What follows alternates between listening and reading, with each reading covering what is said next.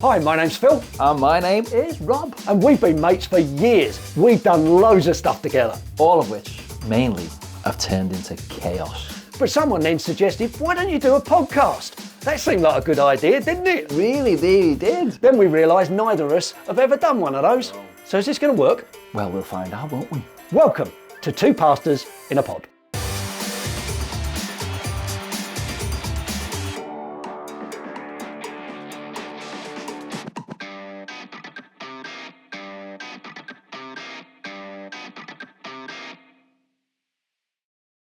So, yeah, another episode of Two Pastors in a Pod. Actually, it's not two. How many is it, Wes? 3. We made the trip down to the smoke, down to where I was born, just over the common. Yes. Now, Strange, our guest, Strange people. Right that's here. very odd. Our guest. Now, what city were you born in? We are honoured. Yeah, what city were you born I in? was born. What do you mean? What city was I? How many podcasts have we done? The best city in the world. And Wes has lived there as well. Which was Liverpool, all right. Liverpool, So you all came right. to Liverpool. Liverpool. I did London, so we're city boys. Yeah, we are. And we're now working in rurals. He hasn't spoken once yet. He will do in a minute because he'll have plenty of time. Yeah. Wes, it's great to have you with us. Where were you born, Wes? I was born in Rottenstall. And where's Rottenstall? Rottenstall is in Lancashire. So is that kind of rural?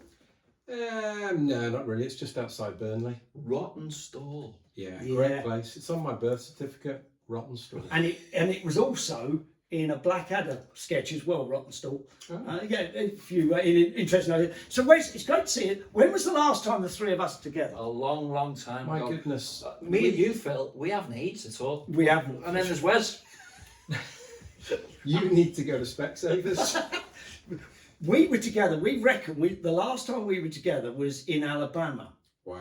The last time the three of us were together, and what happened in Alabama stays in Alabama, obviously. That would be helpful. So tell us a little bit about yourself, Wes. Nice shorts, Wes, by the way.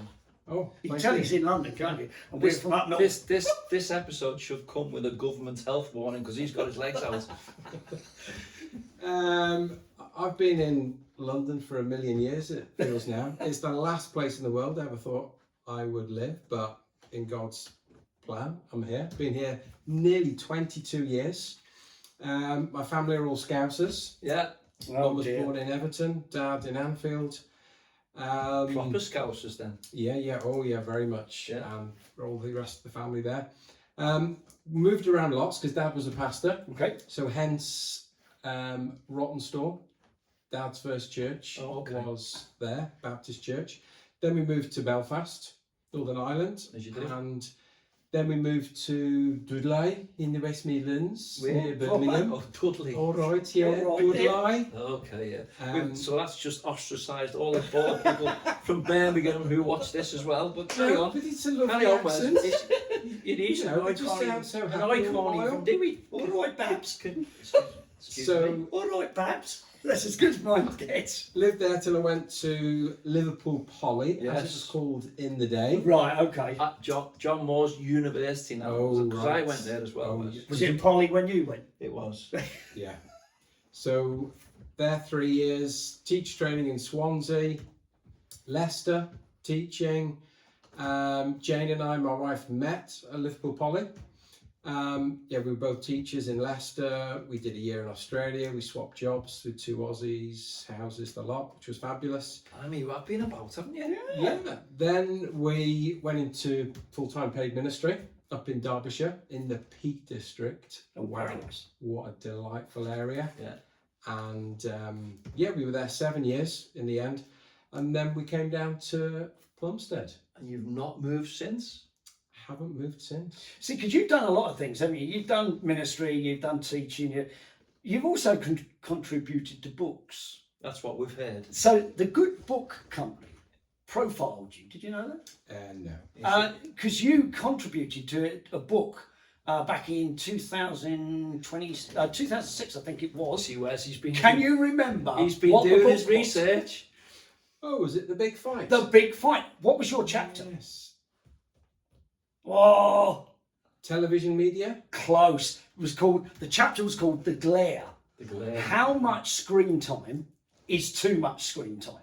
Wow. It wasn't a bad chapter, and Well, you did quite, so we feel very honoured to have someone contribute. That was Well, all part our of the viewers- men's convention. Yes, it wasn't was. We produce these books each year. Yeah. Yeah. Our 2 viewers are going to think it's far too much screen time for him today. I'd definitely try and get a copy if you can find one. He's going to get half an hour of screen time today. Absolutely. So is that enough screen time? Yeah.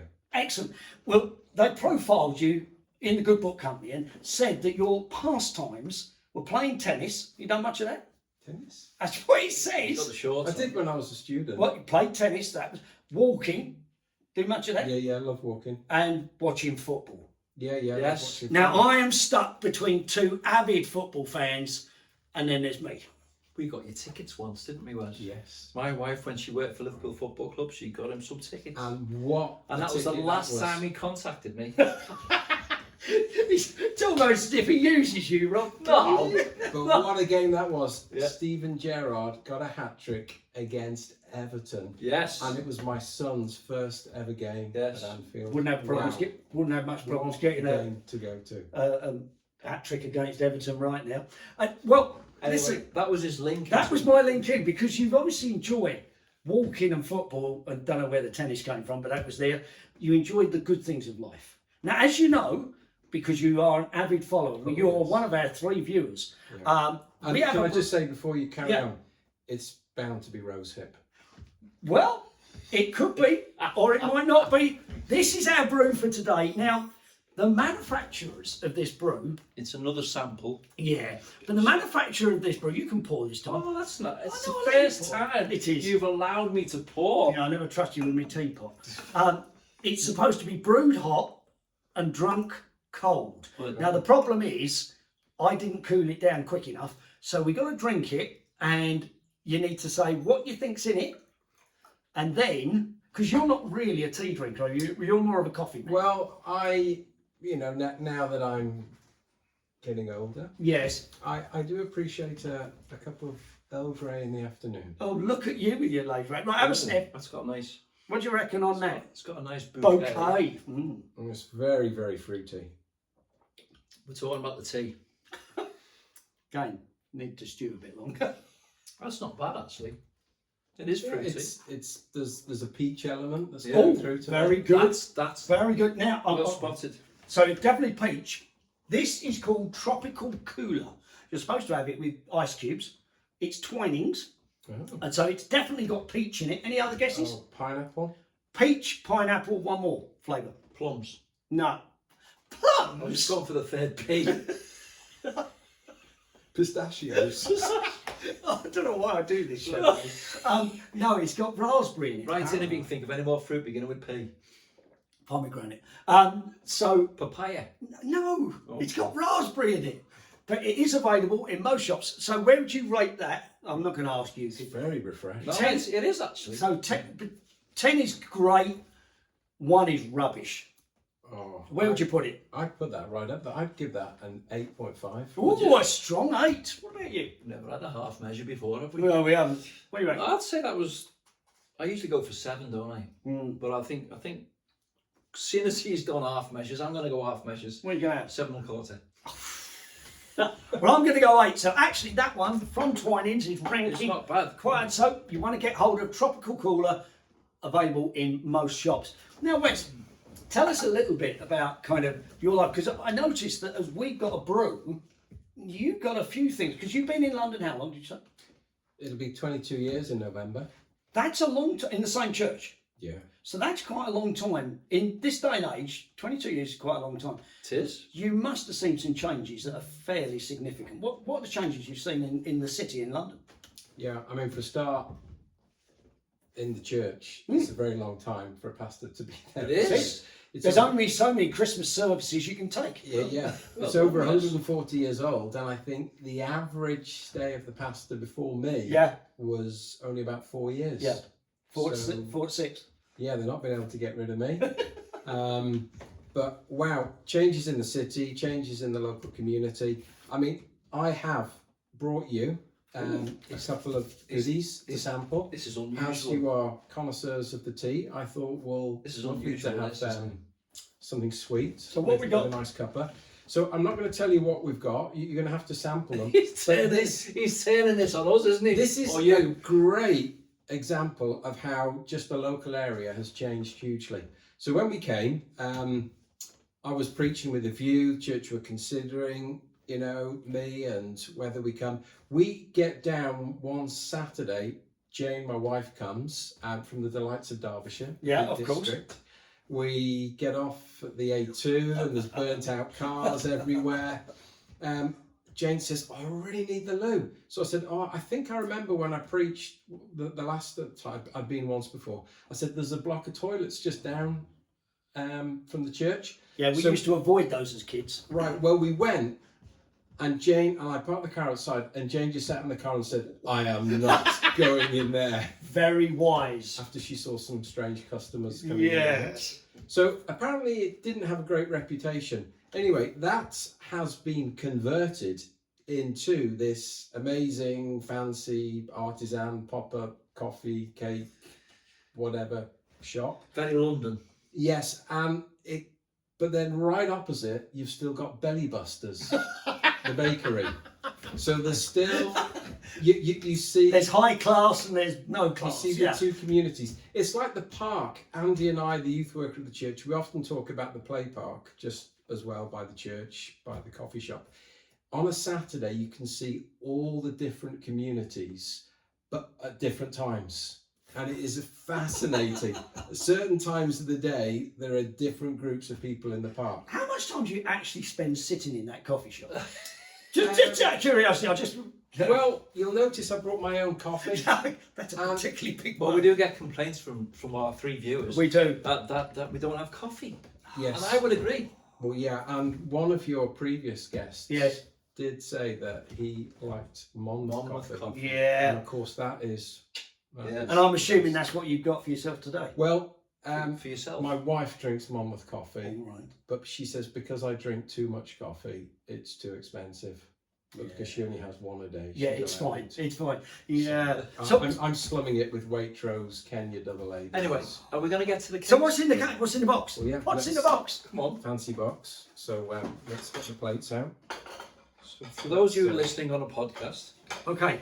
and not on video, Are we going to Now that sample looks these? very nice. That's Oh, kind of this- got right. Now, this but, is- do I have to ask? Are there any allergies? Yeah. that you Yeah, have? small portions. That tends to be an allergy.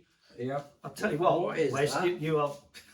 What have you done to that? There you go. Now, how you cut this Right. into 3, I've no idea. I- Well, we'll just cut No, it we'll into just- small just- pieces so we can yeah. sample. Yeah, just little pieces, and you can take the rest home. are we going to score this? Okay. Yeah. Is this going to be a new thing? Then? Which one we start with, Wes? We'll go with the one that you got, Phil. Do you want the mullet bit in the middle? I'll have that bit. Oh, no, I'll just have this bit.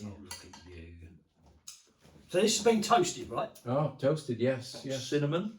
I'm going to go for the big piece if that's okay. I haven't had any breakfast. Well, yet you've got to today. do a lot of talking, so you better not stuff your mouth full. Oh, Mm. hey, hey, Both Wow. of you. that's very good. This is That's one of their new specialities. cinnamon and something. It's Bread called and butter pudding. monkey bread. Well, that's good. That's slightly unfortunate. Mm. At least I didn't call it M bread. So apparently, We might it's all be locked down with monkeypox soon a anyway. mixture of croissant and what's the other one? I can't. There's another pastry. Brioche. Brioche. That's it. Very good. Well done. So there's plenty of cinnamon in it as well. And I'll tell you what, it's nice. It is. Right, next one. couldn't eat too much of that one though. could you? Next one. Now, is this one of your favourites? Haven't had this for a while. I think actually it's looks Oh. like it's got a soggy bottom. Well, This is one of their favourites. Paul Hollywood would not be pleased with this. Really? that's lovely. So that's raspberry and Yeah, good. What is it? almond. Raspberry. Very good. Very Raspberry and good. almond cake. Did you say raspberry or raspberry? It's raspberry. When you get to heaven, you'll realise that. That is really nice. So, how many of these would you normally eat during the week? Only about 4 or 5 a day. And the wife's worried about the coffee. Obviously, the toilets have changed, which is important. But what about the kind of church culture? So that's why, joking aside, Oh, you're not giving us any of that? That's just for yourself, is it? Well, do you know, Well, you got your tea. in the Bible, I'm sure it says something about hospitality and generosity and things like that. You got some drink in there. Because we're live, if I start pouring this, it Oh, might dribble on yeah. your jeans. It'll make a mess. And then See? you can have a sip. if you want. No, Wes. So getting back to what we're supposed to be talking about. Yeah. Joking aside about the shop changing, Yeah. that is because it was one of the cheapest area, the last remaining. I mean, it's all relative, isn't it, Yeah. compared to up north when there's one-bedroom flats locally going for nearly 400,000, which is ridiculous. But it was relatively one of the last cheaper areas Yeah. in London. There's no big tube link and so on. That's changed considerably with the Elizabeth line coming. Yeah.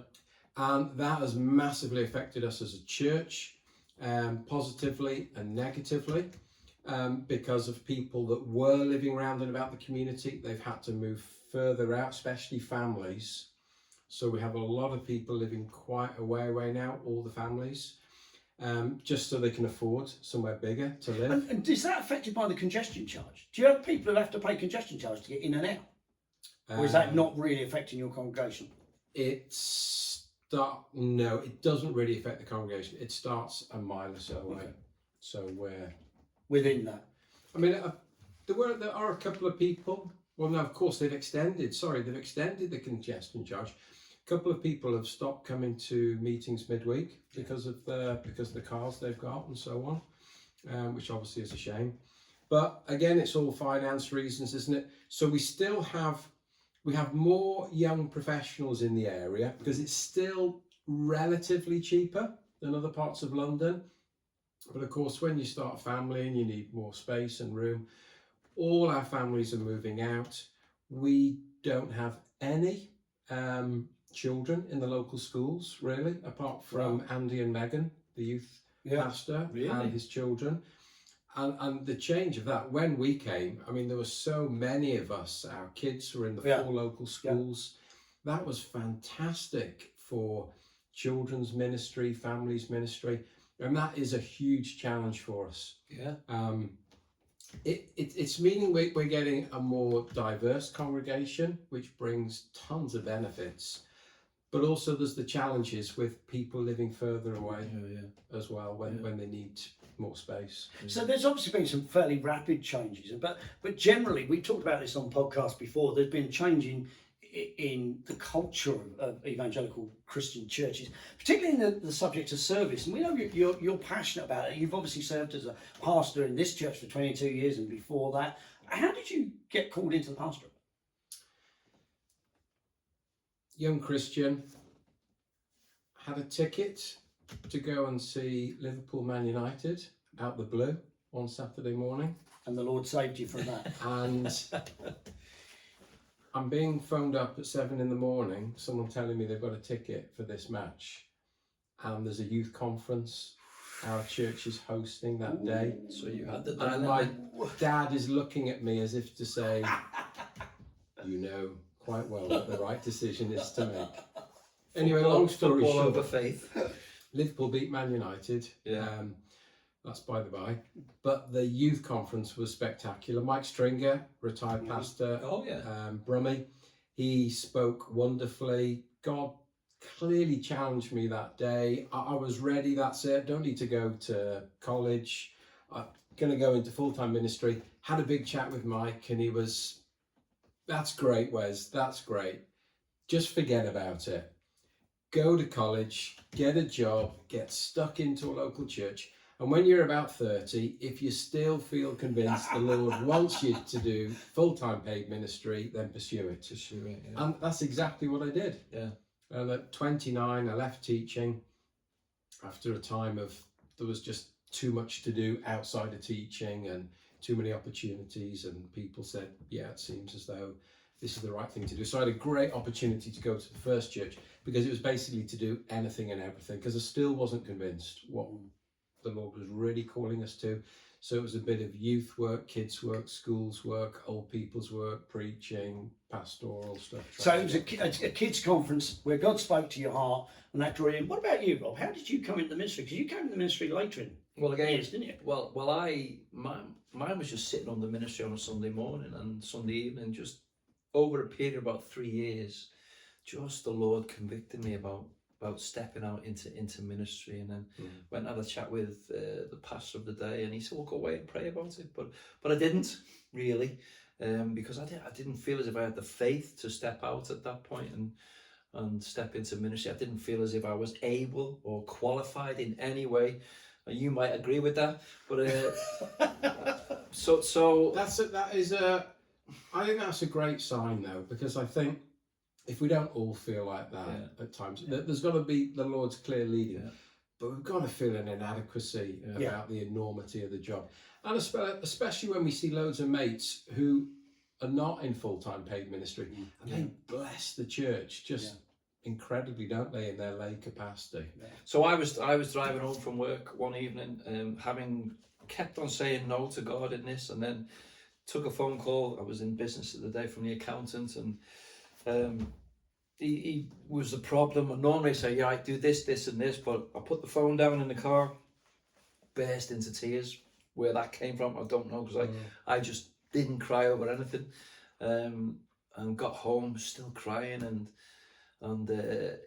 to cut a long story short, that was the Lord having to bring me down in order for me to just have space in my life, because I got signed off from work for a while, just to process everything and actually then make a step of faith with my wife. Obviously, you can't, if you're a married man and you feel as if you're being convicted to go into the ministry, it has to be you and your partner, your wife. You have to make the decision together, because that's massive. It is. But that was really helpful because when Jane and I met at the Poly, I mean, she had a real desire to do something similar as well, and so that was really helpful. But it was like coming down to London.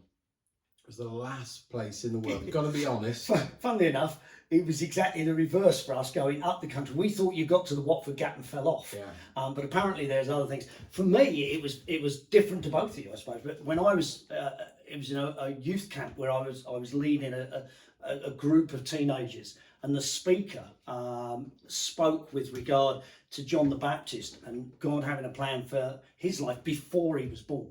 And that really started to challenge my life. So I got involved in the Slade, in church life, and the Slade were really good to me. They let me do all sorts of things and get involved in all sorts of things. And then there was a mission Sunday where I'd been asked to pray at the front of the church. There was just me, the missionary, and the guy who was leading. The missionary I'd never met. The guy who was leading I knew, not very well. But the missionary stood up, and my job was to pray for the mission. His job was just to generally pray. And so he prayed. I prayed for the mission, then he stood up and prayed, Lord, whatever happens tonight, will you challenge one of us here, even those of us who are standing on this platform, to what we should do with the rest of our lives? Came and sat down. I was engaged to tea at the time, got a big nudge in the ribs, said, you've got to do something. And he preached on Nehemiah not being able to find volunteers to go back and to put their hands to the plough and to get on with the work. That was the challenge for me. The Slade very wisely said, great, hang on a minute, you're doing youth work, do a life group, become a deacon. You know, and after years of working in secular work, I went into Bible college, which I didn't want to do, to be honest. I didn't want to do Bible college. And that's how I came. So the Lord uses us all very differently. Yeah. Now, you will know, all of us will know, right now, at this moment, there is a significant dearth. There's a real gap in the number of churches. The church that you left 3 years ago is still looking for a pastor. Oh, really? There's churches that I know are still looking. You have a new associate pastor, but you had quite a wait before you found someone. Yeah, just a couple of years we were looking. And so the problem is there doesn't seem to be, and we had this conversation in the car coming down to London, when did we last see someone go out of our congregations into Bible college, into ministry? Mm-hmm. And where does that fit? What responsibility do we have as local churches? Well, there's that question, which we'll get to in a minute, but why do you think that is, though? Why do you think there is this? Because obviously that's our key role as pastors, to equip the Lord's people for works of service. So does that mean we are failing to get our young men and our young women into that mode of thinking? I think there's a good reason why men aren't going into ministry. Go on then. Money. Yeah. Well, I was about to say the same.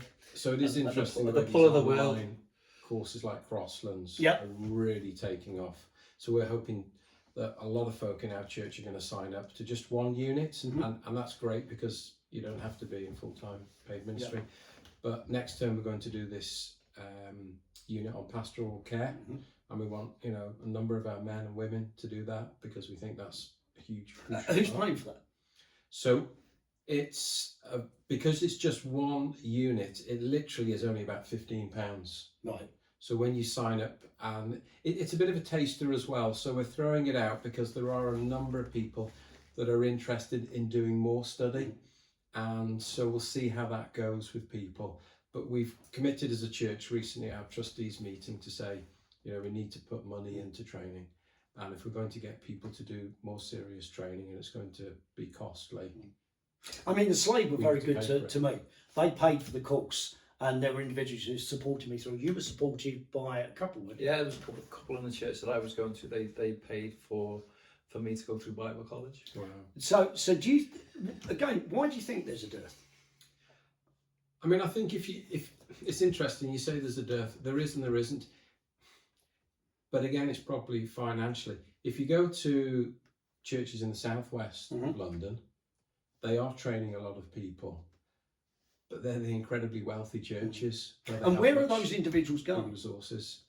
Because certainly up in our area, to actually get someone to move, maybe not so much to Liverpool, but certainly into the rurals, that's a big issue. They're generally staying in-house, or they're going to contacts of friends of similar churches. And so is that our responsibility within churches to mould, shape and develop our own? I think so. Into I mean, you obviously are way younger than us. But well, in fact, you and me are way younger than Rob. But at some point we're gonna retire out.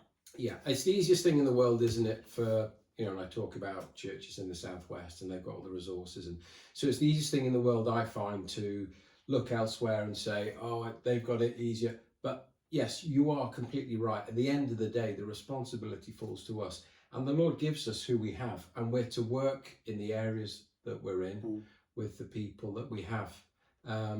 But there are real challenges. We planted a few years ago. We sent off a lot of our core key people during COVID. The pastor and his wife left, a lot of other key folk for all great reasons. Family went to Jordan as missionaries. People went overseas elsewhere. But that shouldn't stop us investing in people, even though it is hard at times to see, you know, really great cracking people moving on, and you're thinking, oh wow, we thought they were going to come on board with the leadership, help out and this and that. But then you just work again. We've just had a month where Colin, the new associate pastor, he's worked with 4 guys in the church who've not preached before, and they've taken a chapter each of Jonah. And it has been fantastic. Yeah, for the that's church. gone down exceptionally well. It's been really great.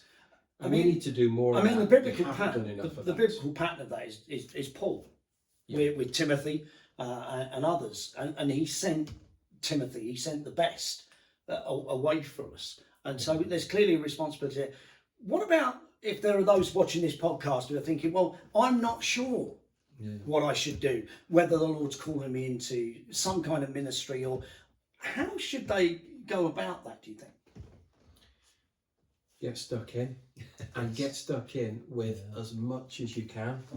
And even if you get involved in something and you just don't think, this is not my thing, that's absolutely fine. I think sometimes we try and pigeonhole people. Oh, we need a Sunday school teacher, and so some lovely, well-meaning person volunteers, even though they're not gifted at all to do it, and it's not great, and they're stuck in it for years. You know, I think we've got a much bigger responsibility to find roles for people. And it's time, isn't it? You just find, you know, the crucial things, evangelism, training, they're so important, but other things do often crowd in. That's one of the problems that we've found, isn't it? We talked about this in the car, about one of the key things. What's one of the key things we would look for in someone before we kind of got them involved in? The first step for me is that there has to be some level of conviction within an individual's heart. So all of us have said, not just a guilty conscience. All of us have said that when we were called into the ministry, that the Holy Spirit was obviously at work in all of us. And I think there has to be that, but then you have to go and talk to someone about that. I mean, eventually I did. I went and talked to the pastor today, and you know, he steered me down a particular path.